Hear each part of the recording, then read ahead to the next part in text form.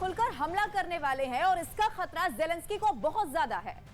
लेकिन यूक्रेन की सुरक्षा की गारंटी लेने वाले नेटो ने अचानक ज़ेलेंस्की को खुश होने की वजह दे दी है। पहली खबर तो यह है कि ज़ेलेंस्की को जर्मनी के लेपर्ड टैंक मिल सकता है। उधर ब्रिटेन से भी चैलेंजर टैंक को लेकर के ज़ेलेंस्की के पास अच्छी खबर है। ज़ेलेंस्की डिमांड लिस्ट में ये टैंक इतना ऊपर है कि ब्रिटेन ने करीब करीब उस पर मोहर लगा ही अब दी है।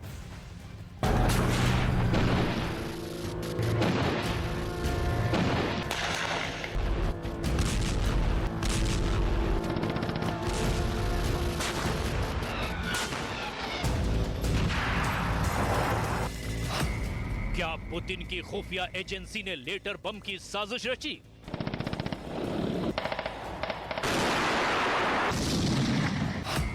पुतिन की फोर्स ने अगर लेटर बम तैयार किए तो उनके टारगेट पर कौन था?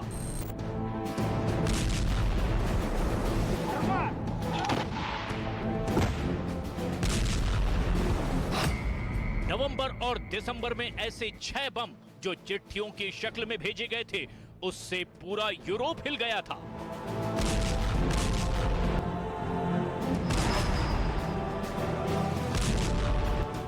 पुतिन की बहुत ही खुफिया एजेंसी GRU को लेकर पश्चिमी मीडिया में बहुत बड़ी खबरें चल रही है और इल्जाम है कि GRU ने स्पेन में सरकारी, सेना और राजनयिकों को लेटर बम से टारगेट किया। ऐसे 6 लेटर बम अलग अलग टारगेट पर भेजे गए।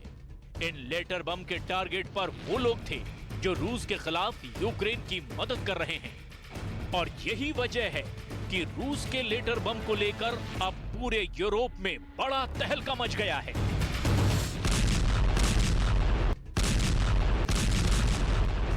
लेकिन इस पर रूस की खामोशी वाला रिएक्शन बहुत ही खतरनाक सिग्नल भी दे रहा है।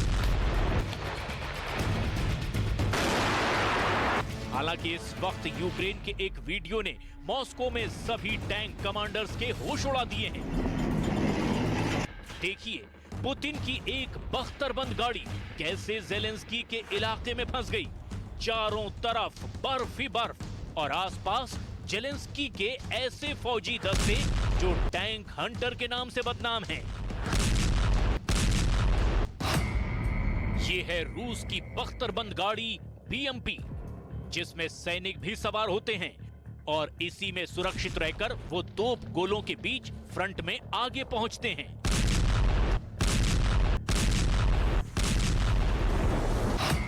लेकिन इस बख्तरबंद गाड़ी पर यूक्रेन का एक छोटा सा क्वाडकॉप्टर ड्रोन बाज की तरह मंडराने लगा, जो छोटे छोटे बमों से लैस था और फिर वो रूस की बख्तरबंद गाड़ी के ऊपर पहुंचकर उनको ड्रॉप करने लगा।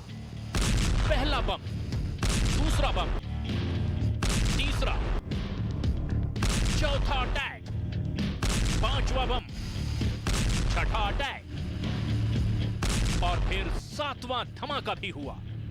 इसके बाद रूस की बख्तरबंद गाड़ी के अगले हिस्से यानी ड्राइवर वाली सीट की तरफ से धुआं निकलने लगा। ये यूक्रेन की इंडिपेंडेंट प्रेसिडेंशियल ब्रिगेड का हमला है जो 19 जनवरी को किया गया।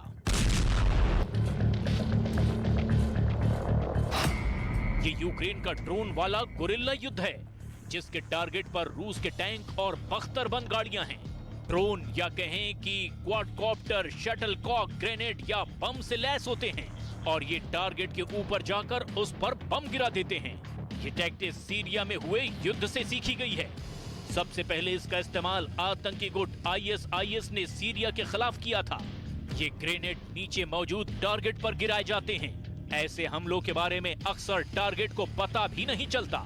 हालांकि ऐसे धमाकों से इन बख्तरबंद गाड़ियों या टैंक को बड़ा नुकसान नहीं होता, लेकिन अगर ड्राइवर, गनर या कमांडर के हैच खुले हों, यानी वो दरवाजे जहां से वो टैंक या बख्तरबंद गाड़ी में दाखिल होते हैं, तो हमला जानलेवा साबित होता है।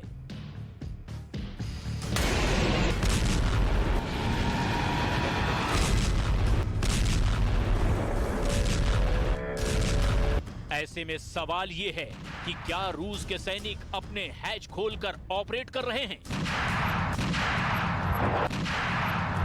कोई सेना वॉर जोन में ऐसी बेवकूफी नहीं करता। इसीलिए जेलेंस्की की फौज पर ऐसे वीडियो बनाकर प्रोपेगेंडा का भी इल्जाम लगता रहा है, क्योंकि ऐसे वीडियो फर्जी भी हो सकते हैं जो ऐसी बख्तरबंद गाड़ी को लेकर बनाए गए हों जिस पर यूक्रेन का पहले से कब्जा हो।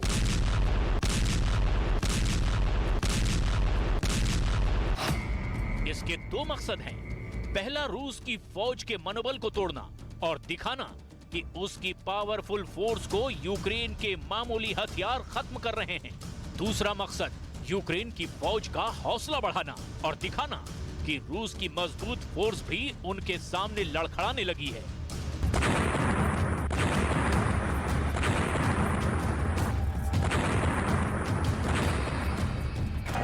अभी सवाल यह है कि यूक्रेन के युद्ध में आखिर चल क्या रहा है।